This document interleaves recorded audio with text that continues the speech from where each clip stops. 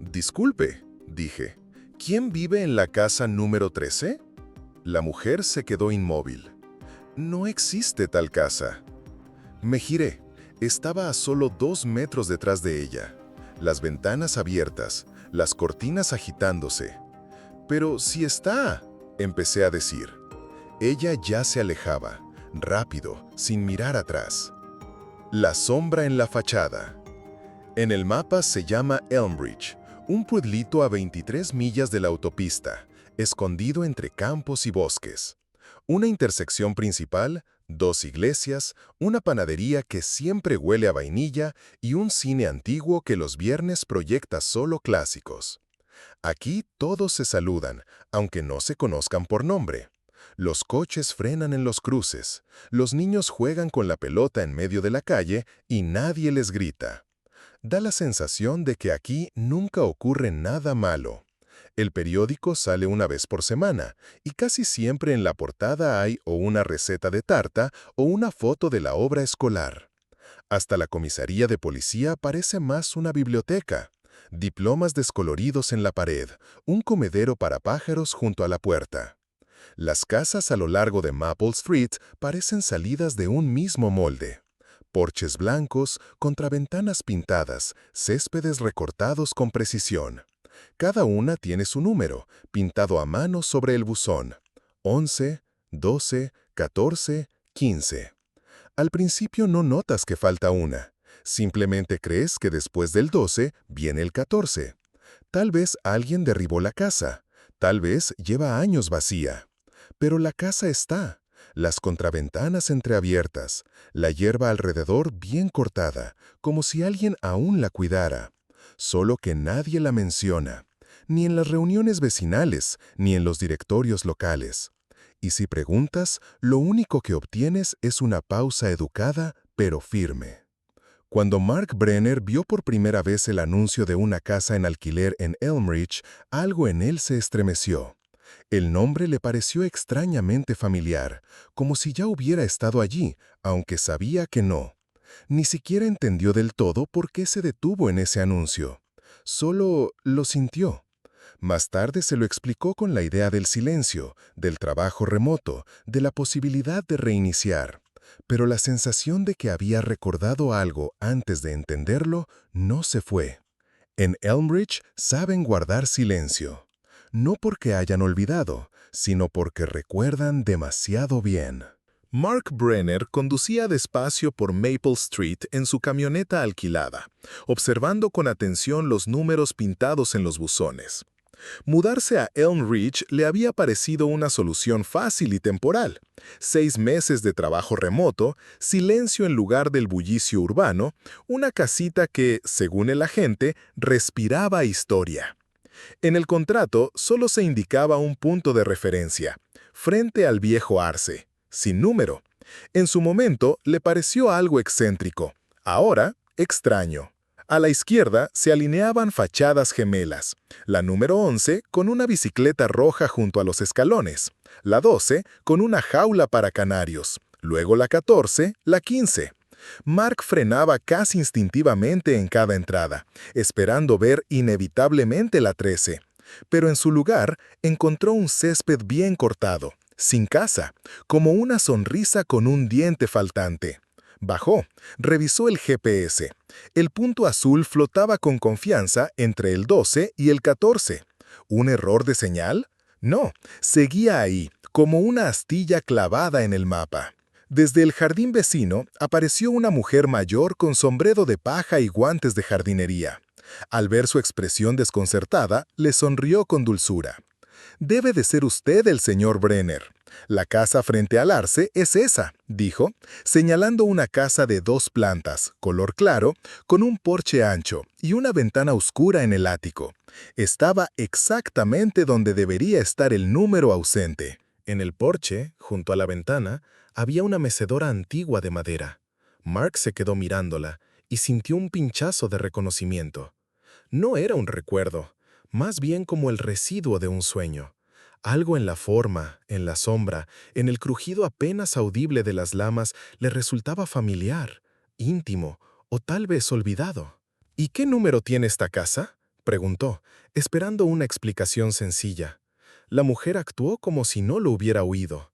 Recogió unas tijeras de podar del suelo, le deseó un buen día y se esfumó entre las flores. Mark se acercó, sin esfuerzo, como si sus piernas ya supieran el camino. Su mano se extendió hacia la barandilla, luego hacia el buzón, antes de que pudiera siquiera pensar en lo que hacía. Casi automáticamente, como si ya hubiera hecho ese gesto antes.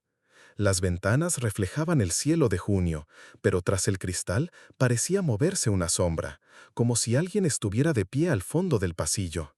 En los escalones, un llavero envuelto en un recorte de periódico. El titular decía claramente, «Seguimos aquí», sin fecha, sin firma editorial. Desplegó el papel.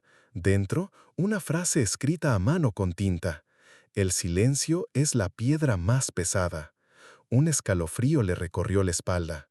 Una dirección sin número, una casa sin historia, un pueblo que prefiere callar. Sintió cómo la lógica habitual de las cosas se resquebrajaba. Hacía un minuto la calle parecía una postal de paraíso provincial. Ahora, un enigma en el que no solo faltaba la respuesta, sino también la pregunta. El cartero llegaba puntualmente a las 9. Tenía una barba corta y gris, pasos silenciosos como de gato, y una manera de sonreír sin levantar la vista. El primer día, Mark lo interceptó en la verja, por si acaso. «Disculpe, ¿está seguro de que reparte en la dirección correcta? Aquí no hay número». El cartero asintió. «Claro, reparto donde tengo que repartir». «Pero, ¿qué casa es esta? Es que...» Mark se detuvo. De repente, no sabía cómo llamarla. La que está entre la 12 y la 14 sonaba ridículo. La 13, extraño. El cartero desvió la mirada. «Lo importante es que usted se sienta en casa. Aquí todos estamos acostumbrados los unos a los otros, especialmente a quienes no hacen demasiadas preguntas». Dejó un sobre marrón pequeño sobre la barandilla del porche. Mark lo tomó. No tenía sello ni remitente, solo una frase escrita a mano. «Bienvenido. Mejor no interrogar a los mayores». Cuando el cartero se marchó, Mark se quedó de pie con el sobre en la mano, con la sensación de haber hecho algo mal. ¿Por qué no hice una pregunta directa? ¿Por qué sentí culpa, solo por preguntar? Rodeó la casa lentamente, miró hacia la calle. Maple Street le pareció extrañamente familiar, como si ya hubiera estado allí, aunque no en la vida real. No era un recuerdo. Era como un sueño que se repite durante años, pero nunca se recuerda del todo. Las conversaciones con los vecinos parecían seguir un guión. Una pareja joven con un niño, la señora Eller con sus perros, un adolescente en patineta. Todos eran amables, hasta que Mark insinuaba algo sobre el número de la casa. Entonces sus rostros perdían expresión, como pantallas apagadas. Probó ser directo. ¿Alguien vivía aquí antes? Las respuestas eran siempre las mismas. Pausa, sonrisa y, la verdad, nunca lo pensé. Una tarde, Mark vio a un hombre caminando por la calle con una bolsa de basura. Se detuvo frente a su verja, miró la casa, titubeó, como si quisiera decir algo, y luego se volvió. Mark lo llamó. ¿Se ha olvidado de algo? El hombre giró la cabeza, y en su mirada había algo inquietante. Susurró, «No he olvidado nada, y le aconsejo que usted tampoco recuerde». Y simplemente se marchó, sin nombre, sin explicación, solo esa sensación extraña, opresiva, como si todo a su alrededor supiera algo, y él fuera el único que no debía saberlo. La tercera noche en la casa, Mark se despertó por un crujido. Al principio pensó que era el viento, las tablas viejas del porche, vencidas por el tiempo. Luego comprendió. El sonido venía desde dentro, como si alguien hubiera caminado por el pasillo, lento, sin esconderse. Salió del dormitorio con el móvil en la mano, la linterna encendida. El haz de luz barrió el papel pintado descolorido, la escalera vacía, las puertas cerradas. Silencio. Pero detrás de la cortina del salón, algo negro se movió. Mark corrió la tela de golpe. Una ventana. Y más allá, la calle, una farola y una silueta. Justo enfrente, en la ventana del segundo piso de la casa número 14 de la casa número 14, había una figura, una persona o su sombra, inmóvil, sin luces encendidas, sin teléfono, solo mirando. O tal vez no. A la mañana siguiente, Mark intentó hablar con su vecina. La señora Eller paseaba a sus terriers. Le habló de la ventana, de lo que había visto de noche. Ella acarició a uno de los perros y respondió con sequedad. A veces es mejor no mirar por las ventanas, especialmente por esa. ¿Por qué? ¿Qué había antes aquí? Siempre ha sido un lugar tranquilo, dijo, y añadió tras una pausa, excepto el 13. Esa palabra sonó como un disparo. Ella se quedó paralizada, como si se hubiera asustado de sí misma, y se apresuró a corregirse. Perdón, me equivoqué. Pero ya era tarde. Mark lo sabía. Había contado los números de la calle. Había consultado los archivos en la biblioteca del centro. Allí, en un mapa viejo de 1984, donde ahora estaba su casa, aparecía claramente un número, 13. Al lado, una anotación a lápiz, cerrado. ¿Cerrado? ¿Cómo podía estar cerrada una casa con buzón, ventanas y electricidad? Esa tarde, Mark miró por primera vez con atención la ventana del viejo desván. Tras el cristal, otra vez un movimiento. Pero ahora no era solo una sombra, era un rostro. Solo por una fracción de segundo, como un espejo encendido por la memoria, que se apaga al instante. Y entonces la sensación, difusa, pero aguda. Algo en esa silueta le recordó a sí mismo de niño. No el rostro, la postura, el gesto. Una mano apoyada contra el cristal como esperando un contacto. Conocía ese movimiento. Él mismo lo había hecho, cuando tenía miedo o cuando deseaba que alguien lo encontrara. Solo que esta vez Mark comprendió. Quienquiera que fuera, no miraba hacia la calle, lo miraba a él. A la mañana siguiente, Mark decidió actuar. Imprimió una copia del mapa de 1984 donde el número 13 aparecía con claridad y fue a la biblioteca local. Tras el mostrador estaba un hombre de unos 60 años con una placa que decía Arthur y una barba cuidadosamente recortada. «Disculpe», dijo Mark colocando el mapa. «¿Sabe por qué esta casa está marcada como cerrada? Existe, yo vivo allí». Arthur giró el mapa, luego a Mark. Su rostro se volvió impenetrable. «Esos mapas están desactualizados, tenían muchos errores, especialmente con los números. Pero la casa está, usted lo sabe, todos la ven». Arthur se levantó, dobló el mapa y lo devolvió por encima del mostrador. «A veces es mejor dejar el pasado donde está, señor. Brenner, señor Brenner, somos una comunidad pequeña. Aquí, la paz importa más que la verdad». Mark salió de la biblioteca con la sensación de que acababan de prohibirle pensar, cortésmente, pero con firmeza. Empezó a notar cosas que antes no veía, cómo los vecinos apartaban la mirada al pasar, cómo los niños bajaban la voz en su presencia, cómo incluso los perros tiraban de la correa alejándose de su verja. Lo intentó una vez más. Organizó algo parecido a una reunión de calle, invitó a los vecinos a tomar el té. Solo vinieron dos, una pareja de jubilados con sonrisas tensas. Trajeron galletas, hablaron del clima, pero en cuanto Mark mencionó la casa, sus rostros se apagaron. «¿Qué quiere oír?», preguntó finalmente el hombre. «La verdad, ¿por qué todos fingen que no está?». La mujer tomó la mano de su marido. «Porque si alguien empieza a hablar», susurró, «todo podría volver». «¿Volver? ¿Quién?». Se miraron. El hombre bajó los ojos. «Nos dijeron en aquel entonces, olviden, solo olviden. Es lo mejor para todos. Lo intentamos, todos juntos». Y luego añadió en voz baja, «De lo contrario, habría sido imposible vivir al lado de esa casa». Cuando se marcharon, ya había un nuevo sobre el porche, sin firma. Dentro, un recorte de periódico, sin fecha. «Hallan el cuerpo de un niño en la casa número 13. No se ha identificado al sospechoso. Los vecinos se niegan a comentar. Silencio colectivo. No como defensa, ni como mentira, como costumbre, como un gesto repetido cientos de veces, hasta que nadie recuerda ya por qué empezó. Mark no durmió en toda la noche.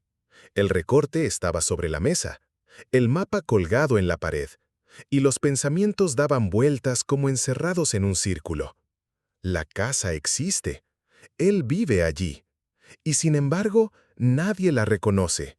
Ni su pasado, ni su propia presencia. Solo insinuaciones. Solo miedo. Al amanecer, salió a la calle, de puerta en puerta. No gritó, no acusó, no exigió. Solo tocaba y esperaba. La señora Heller no abrió. La pareja del 15 tampoco. El adolescente del monopatín pasó de largo sin mirarlo. Ya de regreso, vio al mismo hombre, el que una vez sacaba la basura. Estaba de pie en el porche de la casa 12, mirando en su dirección. Esta vez no apartó la mirada. «Usted lo sabe», dijo Mark. «¿Quién era? ¿Qué pasó?» El hombre asintió lentamente. «Éramos niños. Entonces, nos dijeron que sería solo un juego, que si fingíamos que la casa no existía, todo desaparecería. ¿Y el niño? ¿Murió? ¿Lo mataron? No lo sabíamos. Solo se escuchaban cosas. Luego vinieron los adultos y dijeron, si nadie lo recuerda, entonces no ocurrió. Y nosotros olvidamos. Todos, juntos». Mark apretó los puños. ¿Y ahora qué? ¿Seguir? ¿Esconderlo bajo la alfombra hasta que surja otra grieta? El hombre se acercó. «Tú ya estás dentro. Es tu puerta. Solo tú puedes abrirla». Mark regresó. Entró en la casa. Subió las escaleras, pasando junto a marcos vacíos, sin fotos. Se detuvo frente al desván. La llave que había encontrado el primer día seguía allí, sobre el estante. La insertó en la cerradura. Un clic. Detrás de la puerta, una habitación. Una cama infantil, juguetes, periódicos y una foto. Vieja, descolorida. En el centro, un niño. A su alrededor, otros niños. Entre ellos, caras conocidas, vecinos y un adulto. De pie en una esquina, un poco apartado, miraba a la cámara. El rostro borrado por el tiempo. Mark se inclinó. El hombre llevaba un suéter con el codo desgarrado, el mismo que él había encontrado el día anterior en una caja polvorienta del desván. Gris, de lana, con un pequeño remiendo en la espalda. No recordaba de dónde lo había sacado, pero era suyo, sin duda. Retrocedió, cerró los ojos un instante, como si pudiera borrar lo que acababa de ver. Al abrirlos, la foto no había cambiado. Los mismos rostros, el mismo silencio, y él mismo en la imagen. No como niño, como adulto, tal como era ahora. El pecho se le encogió, exhaló, breve, con un sonido entrecortado. Era él. Él estuvo allí. Él lo sabía. ¿O siempre lo supo?